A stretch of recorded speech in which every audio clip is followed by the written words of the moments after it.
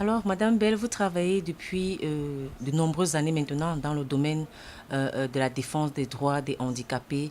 Vous tenez un centre dans lequel sont pris en charge ces enfants différents-là.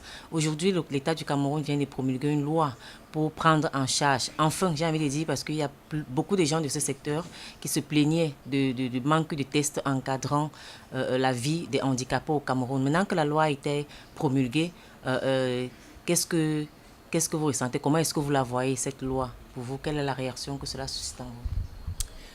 Merci d'être passé nous voir pour cela. C'est une grande nouvelle.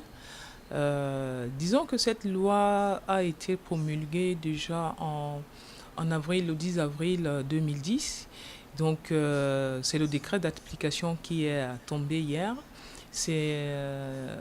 On a ressenti une immense joie parce que ça fait 8 ans que nous attendions. Et heureusement, on a enfin vu le bout du tunnel. Nous, les institutions privées qui encadrons les personnes en situation de handicap sous le vocable du MINAS, les œuvres sociales privées. Donc nous sommes très contents parce que cette loi regorge de beaucoup d'articles qui vont enfin, si tout cela est mis en application, si tout le monde contribue, parce que le problème avec les lois sur le handicap, c'est que la mise en application est très difficile parce que beaucoup de gens ne jouent pas le jeu, les sociétés ne jouent pas le jeu, l'administration elle-même ne joue pas le jeu parce que vous trouverez que dans cette loi, trois domaines sont mis en exergue. Il y a d'abord la prévention. La prévention, qu'est-ce qu'il faut faire? On devrait rendre systématique, par exemple, les examens prenuptiaux pour que y a beaucoup de maladies héréditaires que l'homme ou la femme passe à son enfant.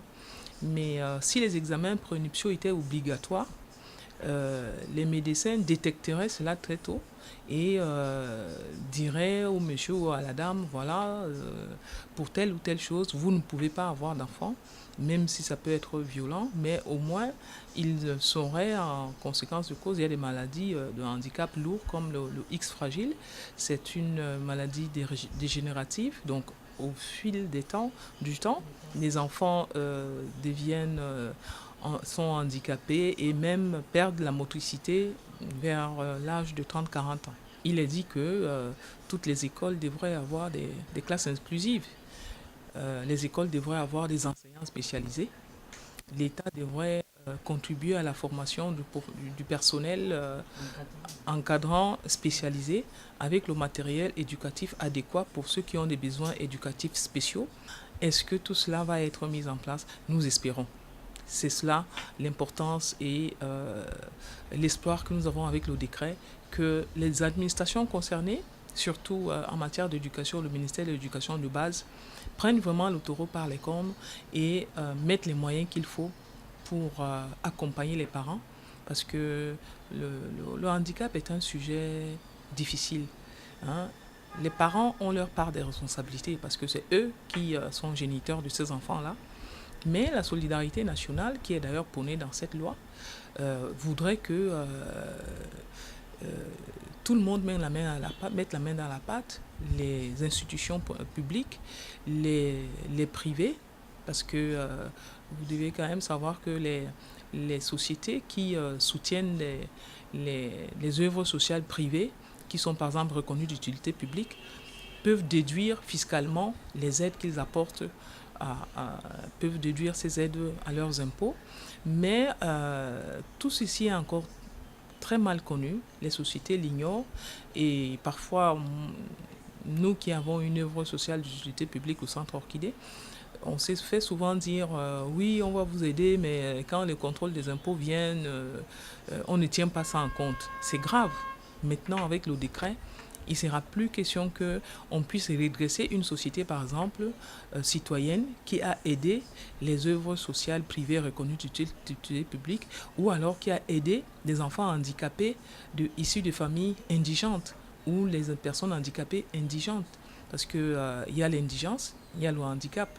Donc l'indigence surhandicape la personne, et c'est donc bien que toutes ces grandes entreprises citoyennes que nous connaissons, qu'elles puissent aider, venir en aide, venir en appui, soutenir toutes ces personnes, toutes ces institutions, et que cela soit déduit fiscalement de leurs impôts, comme le décret le confirme. Maintenant, avec le décret, il n'y aura plus personne qui dira je ne savais pas, oui la loi est là mais le décret d'application n'est pas sorti. Nous avons enfin le décret d'application et vraiment ça tombe à point nommé à un mois de la rentrée. Nous pensons que toutes les administrations concernées, le secteur privé entend cela et que tout le monde va se lever comme un seul homme pour mettre en application les résolutions du décret.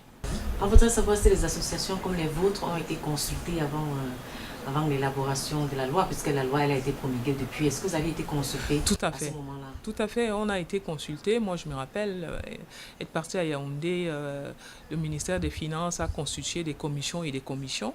Moi, je faisais partie de la commission qui a étudié les problèmes éducatifs des personnes handicapées mentaux. Donc on a fait beaucoup de propositions, bien sûr toutes ne sont pas là, mais la grande majeure partie ont été pris en compte. Aujourd'hui avec le décret, nous espérons que les parents auront une couverture totale, au moins jusqu'à 21 ans, d'autant que ces enfants soient assez éduqués et apprennent un métier, parce que le défi c'est quoi? C'est la professionnalisation des personnes en situation de handicap. Un enfant qui est en situation de handicap, qui apprend un métier, non seulement il peut travailler dans une société, mais il peut se mettre sa famille peut le mettre à son propre compte. Donc le handicap vraiment devrait être l'affaire de tous, prioritairement des parents, parce que nous devons les premiers mettre les mains dans le cambouis, mais être soutenus par l'État pendant un bon bout de temps pour que ces enfants également, qui sont des citoyens à part entière, cessent d'être des citoyens à part.